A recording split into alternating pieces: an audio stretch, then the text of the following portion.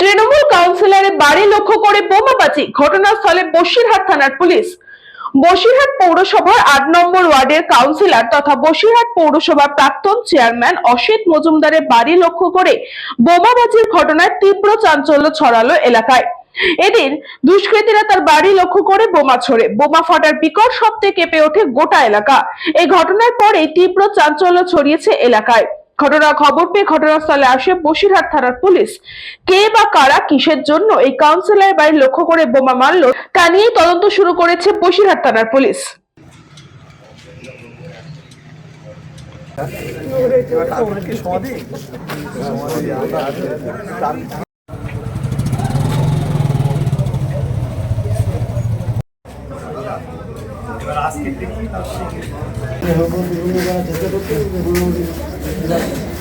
নটার নাগাদ আমাদের কাছে ফোন আছে, আমরা কাছাকাছি ছিলাম, কয়েকজন মিলে আড্ডা মারছিলাম চা খেতে খেতে। হঠাৎ করে খবর আসে যে একটা সকেট বোম পড়েছে। প্রশাসনকে আমরা খবর দিই, প্রশাসন সেটা এসে কনফার্ম করেছে। আমরা নিজেরাও ছুটে আসি, স্থানীয় যত নেতৃত্ব কাউন্সিলর আছেন সকলেই প্রায় উপস্থিত। যা লক্ষ্য করা যায়, এলাকারই কাছাকাছি কোথাও বসে কোনো একজন দুষ্কৃতী বা কেউ একজন বোম বেঁধে এখানে বোমটা চার্জ করে, বোমটি ফেটেও যায়। এলাকাবাসীও সাথে সাথে উপস্থিত হন। অত্যন্ত ন্যাক্কারজনক ঘটনা। বসিরহাট এই ধরনের ঘটনা কখনোই সম্মুখীন হয়নি। একজন নেতৃস্থানীয় নেতৃত্বের বাড়ির মধ্যে এইভাবে বোম মারাকে আমরা ধিক্কার জানাচ্ছি। পুলিশকে বলা হয়েছে 24 ঘন্টার মধ্যে যে বা যারা দোষী তাদেরকে গ্রেপ্তার করতে হবে। যেটু বাড়িতে ছিলাম তখনও পর্যন্ত কিছু হয়নি। আমি বাড়ি চলে যাওয়ার পরে যেটু হঠাৎ করে ফোন করলো যে এরকম আমার বাড়িতে একটু নিয়ে আয়, একটা সমস্যা হয়েছে।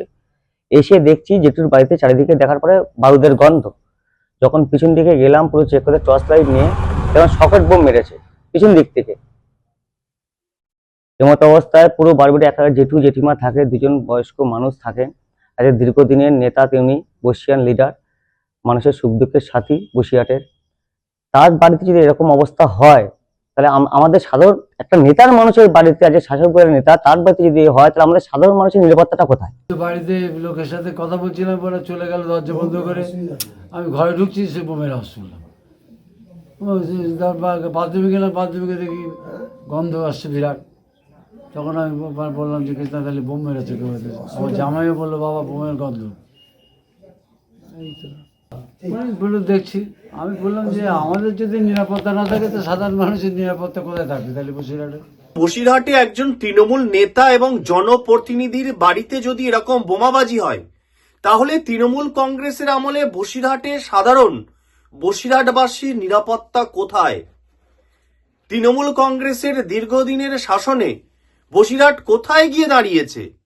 আপনারা জানেন যে বসিরহাটের কেবলমাত্র আইন শৃঙ্খলা ভেঙে পড়েছে তা নয়, তৃণমূল কংগ্রেসের গোষ্ঠীদ্বন্দ্বের কারণে বসিরহাটবাসীর জীবন জীবিকা একেবারে নিরাপত্তাহীন হয়ে গিয়েছে।